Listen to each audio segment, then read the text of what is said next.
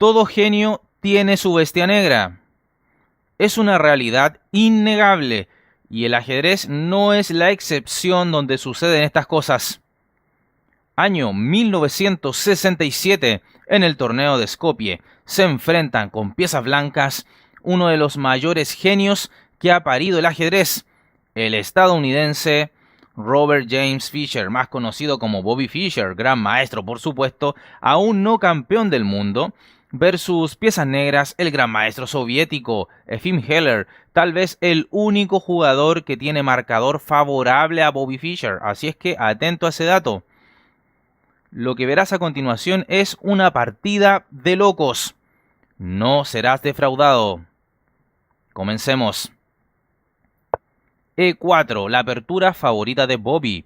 Abrir siempre o el 99% de las veces con su adorado peón de rey, llegando incluso el propio Bobby a afirmar que esta era la mejor forma de iniciar la partida, es decir, jugar E4 en el primer movimiento. Continuó Heller con C5, defensa siciliana. El estadounidense continuó con caballo F3, las negras D6, D4, C por D4, caballo por D4, caballo F6, caballo C3, caballo C6 y así las negras plantean la variante clásica en la siciliana.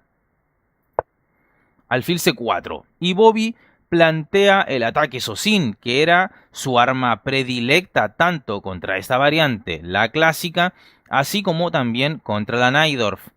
Vale decir que lo más usual acá es responder con el sistema Richter-Rauser, es decir, alfil G5 y tras E6, seguir con dama D2, continuar con enroque y buscar el ataque por el flanco de rey. Bueno, luego de alfil C4, las negras responden con E6, las blancas alfil E3, alfil E7, alfil B3, quitándose de posibles trucos tácticos. Enroque, una jugada lógica, aunque tampoco es malo pensar en diferir el enroque, postergarlo y más bien invertir el tiempo en un ataque por el flanco de dama. Por ejemplo, jugar una 6. Podría continuarse con un dama de 2, ya que, por ejemplo, ahora dama de 2 no serviría del todo por la respuesta caballo G4 atacando al alfil. Así es que dama de 2 para la idea de enroque, largo por supuesto. Las negras podrían seguir con dama C7, enroque largo, caballo A5, G4, B5, G5, caballo por B3 jaque, A por B3, caballo D7 e ir progresando con dicho ataque al enroque blanco. Cabe destacar que en muchas defensas sicilianas, la mayoría, a veces es mejor mantener el rey en el centro porque allí está más seguro. ¿Esto por qué? Porque las blancas tienden a responder con un ataque violento por el flanco de rey. Es importante entonces cotejar variantes, despejar algunas alternativas, descartar. Esa es la esencia del ajedrez y por tanto le envío un saludo cariñoso a aquellos que pasan por el canal y se quejan de que se pasen variantes y no las jugadas propiamente tal. Esto es el ajedrez, señoras y señores, y no es el ludo ni el parchís. Prosiguiendo entonces con la partida, tenemos que Geller jugó enroque, que por supuesto es muy natural, aunque, bueno, aquí se propuso, como ya vimos, A6, B5, dama C7, etcétera, ¿verdad? Bueno, enroque entonces por parte del soviético, y ahora dama E2 preparando Bobby el enroque largo, por supuesto, y además echando un ojo sobre la casilla G4 a fin de evitar el salto del caballo blanco a dicho espacio. Las negras prosiguen con dama A5, planteando la amenaza caballo por E4 gracias a que el caballo de las blancas, el DC3 en concreto, está clavado. Entonces, Bobby se quita de dicha amenaza simplemente enrocando el largo. Las negras siguen con caballo por D4, alfil por D4 y ahora alfil D7. Existía la posibilidad de ganar un peón. Pon mucha atención con dama G5 jaque, rey B1 y dama por G2. Pero, siempre hay un pero, esto solo cedería la iniciativa a las blancas, por ejemplo, con un torre hg1 y tras un dama h3, e5 y las negras correrían peligro, producto que se ha abierto la posición contra su propio enroque. Tal vez te estés preguntando, bueno, ante esta amenaza torre hg1 en lugar de dama h3, ¿por qué no un dama por h2? Bueno, simplemente porque seguiría torre h1 y bueno, ya habrían dos columnas, ¿verdad?, abiertas contra el enroque. Hablo de la columna H y de la columna G. Por tanto, no tenía sentido. Y por ende, dama G5 jaque para ganar un peón sería muy glotón, mucha gula, pero asumir riesgos innecesarios. Por tanto, Efim Heller, alfil D7, sigue desarrollando piezas. Rey B1 por parte de Bobby. Alfil C6, F4, torre a D8, torre H, F1. Luego te contaré la historia respecto a esta precisa jugada, la número 14, torre H, F1. Y Geller juega B5. Las negras vienen, por supuesto, al cuello del rey blanco. F5 para darle mayor poder a su alfil de B3. Bobby haciendo jugadas muy interesantes, muy incisivas de momento. Y ahora B4. En este instante, Bobby pretende sacrificar su caballo de C3, lo cual es correcto, pero la secuencia que vas a ver a continuación, la que sigue el estadounidense, no es la exacta. Siguió la partida F por E6, entregando el caballo, esto es correcto, B por C3 y ahora la imprecisión de Fischer. E por F7 jaque. Esto solo brinda chances a las negras de igualar la partida. Recuerda que estaba un pelín inferior. Ya verás cómo se da entonces vuelta la tortilla. Pero para efectos educativos, mencionar que la jugada que mantenía la ventaja para las blancas no es fácil de ver para un aficionado. ¿Cuál crees tú que era la jugada para mantener la ventaja, la iniciativa? Espero que la hayas encontrado. Te graduarías de genio. Pero te la voy a mostrar. Y es no este E por F7, como ya anticipé, error de secuencia, sino que este bombazo. Torre por F6, no solo habiéndose sacrificado un caballo en C3, sino que ahora la calidad increíble. Pero esto gana, señoras y señores. La secuencia seguiría con alfil por F6, las blancas alfil por F6, G por F6 y ahora E7. Pinchando a ambas torres y así se recuperaría material, pero con mejor posición y las blancas estarían mejor. Ahora bien, luego de este bombazo de torre por F6 tú dirás, bueno, ¿para qué capturar con el alfil? Y bueno, permitir que me hagan ese pincho con peón en E7, ¿por qué no G por F6? Digamos, para evitar que el peón blanco entre a E7. Sin embargo, igual se gana, de otra manera, pero igual se gana. Te muestro cómo. E por F7 jaque, rey H8, dama G4, torre B8. Por ejemplo, si ahora dama G5, perdería en el acto, sería un horror. Por la respuesta dama por G5 y la dama blanca no podría ser capturada al estar clavado el peón de F6. Por tanto, torre B8 tendría más sentido. Ahora, alfil por C3 atacando a la dama, dama D8 para venir en defensa de su peón de F6. Ojo que hay temas contra ese peón, puesto que está en la órbita, ¿verdad? En la diagonal del rey de las negras. Alfil E6, ¿para qué? Para evitar alfil D7. Y si ahora cualquier cosa, por ejemplo, A5, la idea sería jugar, toma nota, dama H4 preparando un torre por D6.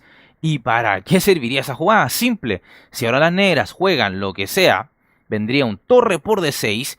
Y si se captura con alfil o dama en D6, vendría alfil por F6 jaque y las negras estarían muertas. Haz el cálculo mental, es bastante sencillo. Pero tú dirás, bueno, ¿pero qué pasa si aquí, digamos, se juega un torre B7, por ejemplo, ¿verdad? ¿Para qué? Para tratar de impedir esa amenaza de torre por D6, ¿verdad? Y todo. Bueno, las blancas seguirían con otra jugada, la cual es torre D3 y se mantendrían las amenazas tanto sobre D6, pero además un torre h3 para presionar y rematar al rey por la columna h tendría todo el sentido del mundo. Las blancas estarían a punto de ganar entonces. Bueno, visto lo visto, variantes, la magia del ajedrez es justamente ver variantes. Y ahora e por f7 jaque entonces la secuencia incorrecta. Vimos que, repaso, torre por f6, bombazo, leñazo contra el enroque era la ganadora. Pero Bobby entonces erra el camino con este e por f7, Efim Heller, rey h8 y ahora torre f5, Bobby sigue buscando la iniciativa, está atacando a la dama, mantiene la presión por la columna f, dama b4, dama f1, que claramente amenaza torre por f6 ganando. Sin embargo, el jugador de blancas pensó probablemente que las negras iban a quitar su caballo, por ejemplo a d7, pero no se esperó la siguiente respuesta negra, no se le pasó ni por la cabeza.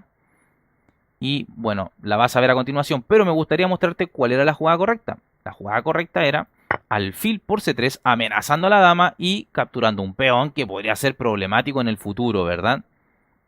Me refiero al peón que estaba aquí en c3. Entonces, alfil por c3 era lo mejor, pero el estadounidense juega dama f1 amenazando cosas, un torre por f6 de hecho, y un mate en pocas, pero no vio esta. Caballo por e4. Esto fue lo que claramente no estimó Fischer. Este movimiento entonces permite el quitarse de la amenaza de los intercambios en f6 y además suma al caballo al ataque, y un caballo centralizado sabemos que es como un pulpo más que un equino, considerando los alcances que tiene hacia tantas casillas. Es como si tuviera múltiples brazos, tentáculos por doquier. A3 no es una mala jugada, pero me da la impresión que debilita la guarida de su monarca. Las negras responden dama b7, dama f4, lo cual permite el siguiente remate de las negras. Te preguntarás, ¿cuál era la mejor jugada acá? Honestamente no lo sé. No quiero poner a trabajar a la máquina, te la dejo como tarea para la casa, pero no entiendo por qué dama f4 es tan mala, o más bien entiendo por qué es mala, pero no sé cuál es el mejor movimiento acá. Repito, no quiero usar la máquina en esta pasada y te lo dejo como tarea para la casa y lo puedes dejar en la bandeja de comentarios. ¿Cuál sería entonces aquí la mejor jugada para las blancas? Si la encuentras, entonces me la dices, ¿ok? Bueno, dama f4, bueno, es la jugada perdedora. ¿Por qué? Porque ahora viene esta, alfil a4, y fíjate cómo se va a reventar al enroque de las blancas. Bobby continúa con dama g4 buscando el mate claramente en g7, pero ya es demasiado tarde para el estadounidense. Entonces, bueno, mencionar que alfil por a4 claramente sería un horror más que un error debido a dama por b2 mate. Entonces, luego de dama g4 buscando el mate, Efim Heller juega alfil f6, torre por f6 con idea de capturar en a4 luego de los cambios, ¿verdad? Fíjate que van desapareciendo piezas. Y la idea del blanco sería dama por alfil, ¿verdad? Dama por a4. Pero Efim Heller juega alfil por b3. Y ante esto, Robert James Fischer abandona la partida. La razón es que si c por b3, por ejemplo, seguiría caballo por f6 y tras alfil por f6, g por f6 y hay material de ventaja para las negras, en concreto una torre. Esto es demasiado y por eso Bobby decide retirarse de la partida. Tal vez estés pensando en otras cosas. Por ejemplo, en vez de un peón por alfil, c por b3, ¿por qué no un alfil por c3? Bueno, igualmente seguiría caballo por c3 jaque, b por c3 y g por f6. ¿Y qué pasa con esto? Nuevamente, ventaja material abrumadora. Las blancas no tienen ningún ataque directo sobre el rey negro. Y de hecho, las negras sí tienen algo bastante directo contra el rey blanco. Dirás, bueno, ¿por qué no capturar el alfil? Bueno, tras peón por alfil, c por b3, seguiría dama por b3 y a un rey a1, dama por a3 jaque y podría venir perfectamente otra torre, ¿verdad?, a dar el mate.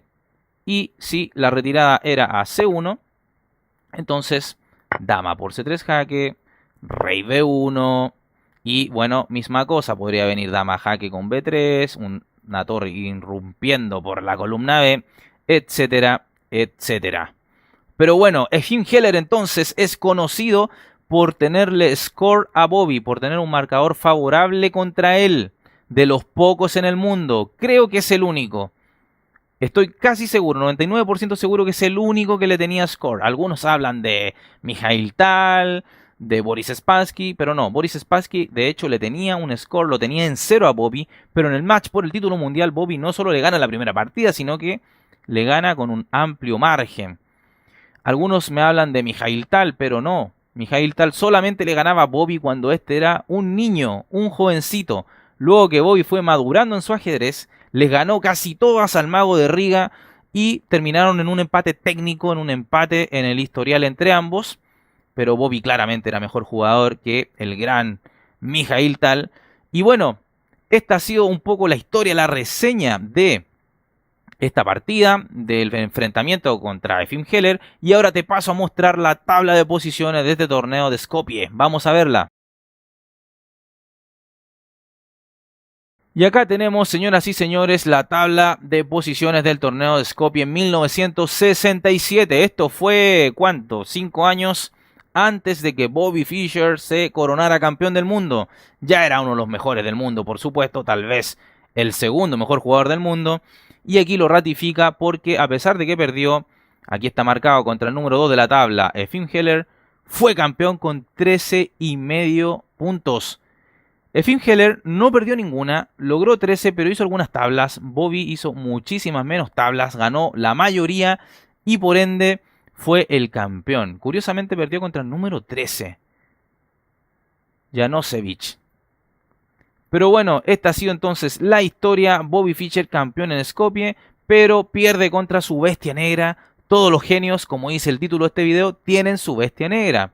Dale me gusta al video, suscríbete al canal, compártelo con tus amigos, síguenos en todas las redes sociales que están en la descripción del video y además agradezco a aquellos suscriptores que apoyan al canal con una donación y a los miembros que se van sumando día a día y que también apoyan financieramente, económicamente a este canal para que se pueda subir contenido de manera frecuente y de excelente calidad. Un abrazo grande y se cuidan. Chao, chao. Suscríbete al canal y activa la campana para recibir las notificaciones de partidas inmortales de ajedrez en tu teléfono móvil, en tu correo electrónico y así recibirás al instante el aviso de un nuevo video o directo en nuestro canal.